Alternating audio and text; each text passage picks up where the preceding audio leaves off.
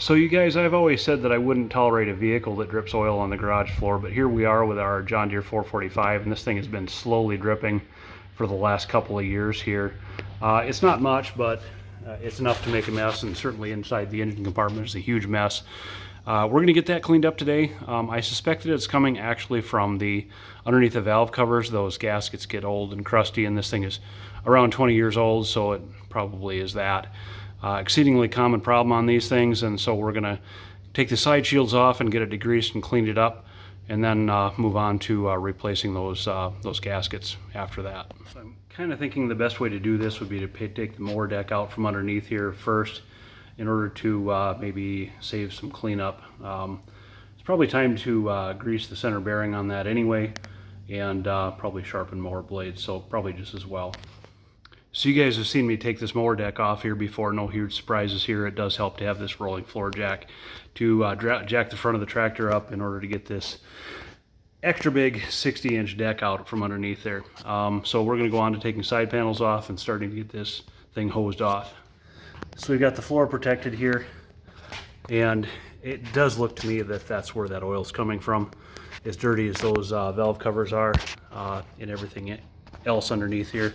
While we're at it, we're going to put on a new filter. So somebody's going to ask what degreaser I used, and this one here, this was just available at our local fleet farm, so that's the one I picked up. And an abundance of shop towels and a little bit of elbow grease, and this isn't going to pass the white glove test for sure, but at least you can identify what the engine parts are now. And so I think I'm going to grab a 10mm socket and wrench those valve covers off of there. So there are 4 little bolts that hold the valve cover on here, and I've got those loose, and we'll take a look at what it looks like underneath there. So I did find the valve cover from the left side of the tractor in good shape, no cracks like some guys find. This is original equipment here. On this tractor they do make a revised one that's all metal or aluminum or something, but not so much the gasket. That's going to have to be replaced, and we do have parts for that. So we'll stick that on, clean it up a little bit more, and stick that valve cover back on. So you guys can kind of start to see why that would leak here, that oil pooling right next to the gasket. So I think it's going to be a good thing to replace these gaskets on this head here, on this side and the other side. So you might be surprised to learn that this is Kawasaki genuine parts, and that's because this is a Kawasaki motor here, V2 configuration in this John Deere 445. That's not really a new thing. That's been going on for some time. I'm not sure if it continues to this day or not, but I know it was a thing back in the maybe even before like the 318 and the 320 tractors like that. But John Deere did outsource a lot of prime mover manufacture to other firms that probably knew how to do small engines a little better than they do. Just a guess, probably on their lawnmowers and summertime type equipment, Briggs & Stratton was a big deal, and maybe even Tecumseh for their snowblowers, but I don't know that for a fact, just speculation here. But it's interesting to note this Kawasaki motor in this unit here. That gasket does appear to fit down there pretty evenly over that head cover, so we're going to stick this back on the head and go on to the other side. So I'm over on the right side of the tractor now and going to tear this valve cover gasket off. I've got all the bolts out, and it's stuck down on there. Let's see here, once I can feel it pulling from under there. Yeah, this one didn't break, but you can see once again the oil pooled down there. The gasket seated in this other head cover, and we'll go ahead and put this back on. So then while I had all this torn apart, I thought I'd take the mower blades off and sharpen them and clean out the bottom of the deck here.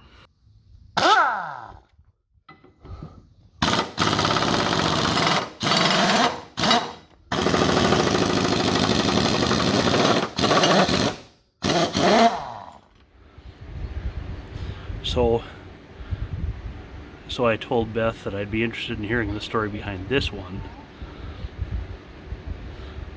That's a lot of steel to bend over there.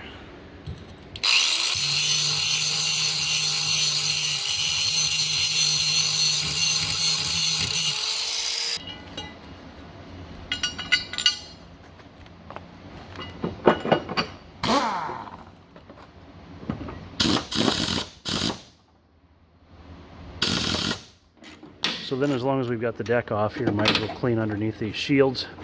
There's 15mm nut here that holds that shield on. And I bet you there's going to be a couple of mouse nests worth of grass underneath that shield. Put that where I won't lose it. This is somewhat tougher to do with only one. Oh, that's not bad, actually. This one's going to be a little worse because it has a hole in it. Actually, not as much as I expected in here either. But yeah, we'll get the hose and blow these off. So then there's essentially 3 grease points under here that are impossible to get with the mower under the tractor, and that's this one, this main bearing here, and then there's 2 on the each one of these knuckles here underneath. So just wrapping up the oil change here, spinning on a new filter I got off of eBay, and rest of the engine oil draining out. There's a I think it's a 10mm bolt, 10mm valve down in there that you can see that shiny gold is the valve. There's a little drain hose that drains out into the pan here. Pretty neat way to do it. So we're trying a little experiment this time. I'm going to put in full synthetic 10W30. I've always put in 10W30, but since this thing sits so long between changes and we don't put in winter oil, it's pretty warm out here in the garage, and I don't think Deere calls for anything other than 10W30 anyway. Quart and a half of this, and we'll see how it goes this time. I'm hoping to take advantage of a little longer interval, although I think the manual says if you use full synthetic to adhere to the intervals anyway. A quart and a half here, so that's the first quart. I've been kind of slowly moving all of our vehicles towards full synthetic anyway, so I guess this sort of just makes sense. I'd say that's good enough. We'll check the dipstick in the morning. How about that? So we got the side screens back on, and oil filled back again, a quart and a half. Filter screwed on tightly, and I guess we'll probably put the mower deck on and see what she's worth tomorrow. Here's a cold start video for you.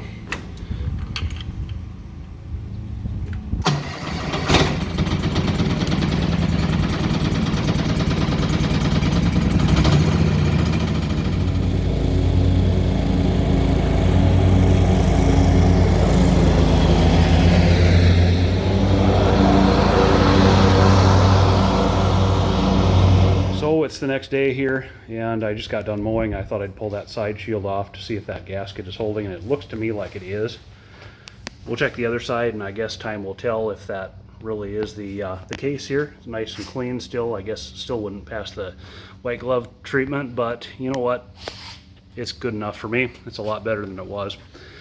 But anyway, here's where we reached the time to pull the pin on this particular episode. Hope you like the content here. If you did, smash that like button.